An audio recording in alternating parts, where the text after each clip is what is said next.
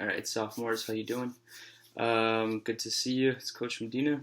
I'm gonna try to keep my voice a little bit down because it's really early. Couldn't really sleep. My wife and the baby are still sleeping. I just want to kind of like get you guys to see a little bit of a review of Othello Act III, Scene 1 and 2. So we're gonna go over this right now. By the end of this video, I want you to make sure to 1, comment what time you watch this video. 2, make sure that you check your Google Classroom every morning at 9 a.m. Your next assignment is going to be posted. And I'm going to try to post these videos before I post the assignments, just to review the previous assignment so that everybody's on the same page. So this is going to go over Act 3, Scene 1 and 2. This is for sophomores only of Othello. All right. So Act 3, Scene 1 and 2. Cassio has hired musicians to start us off to play outside of Othello's house for Othello and Desdemona, kind of try to cheer him up and, maybe get back into his good graces. Othello was not pleased. He actually had somebody pay to get those guys to stop. Othello is still pissed at Cassio, and it seems that he is really, truly upset about what he did, and he's going to stick with firing him. Othello sends a message to Emilia. That is Iago's wife. Okay? Emilia is Iago's wife. She is also Desdemona's servant. Okay? So Othello sends a message to Emilia, or Desdemona's servant. Iago then enters and asks Cassio if he has made progress with Othello. He asks him, like, have you talked to him? Have you tried to get back into his thing so that you can get your job back or anything? And Cassio says that he hasn't. He really hasn't been able to do anything. He seems to have really pissed off Othello. Cassio actually wants to see Emilia, Iago's wife, and sees if she can maybe help him get back into Othello's good graces through Desdemona. Iago gets his wife, Emilia, and tells Cassio that he will even get Othello to step away for a while so that Cassio and Desdemona can have a conversation, right? And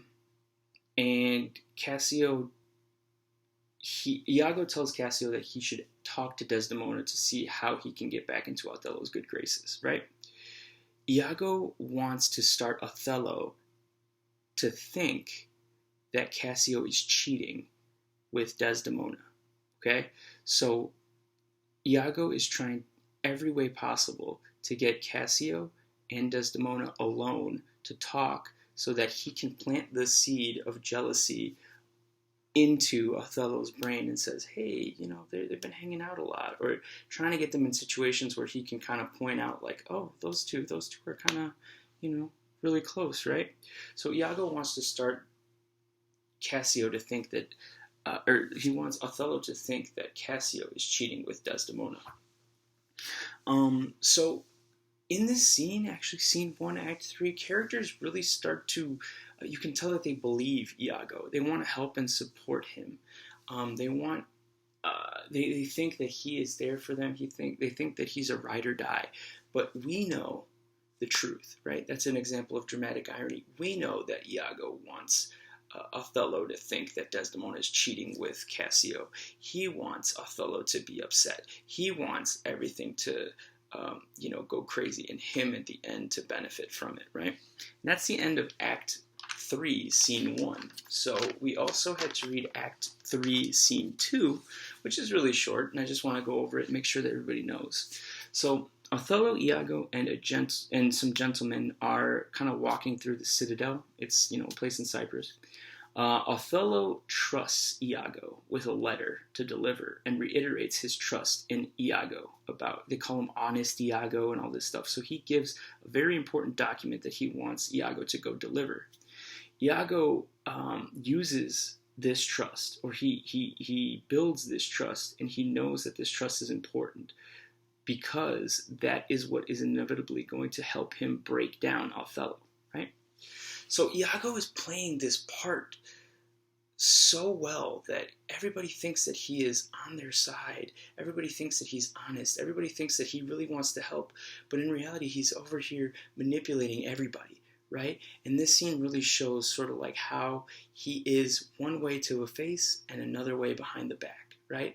And this is where we can sort of like see the conflict of the play really start to develop. The idea of jealousy, the idea of cheating, the idea of dishonesty, the idea of appearance versus reality, right?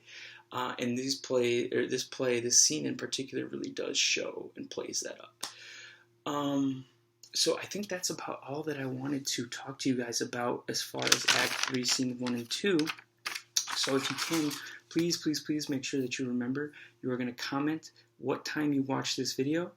You are, too, going to make sure that on April 21st, which is today, that you are going to see at 9 a.m. your assignment pop up. Tomorrow you're going to do the same thing. You're going to see at 9 a.m. your assignment pop up. And I'm going to try to give you these videos as best as I can to sort of like walk you through these scenes. All right. I really want you to try to read them, and I want you to try to answer the questions by yourself. Don't use the internet or anything that you're going to copy and paste.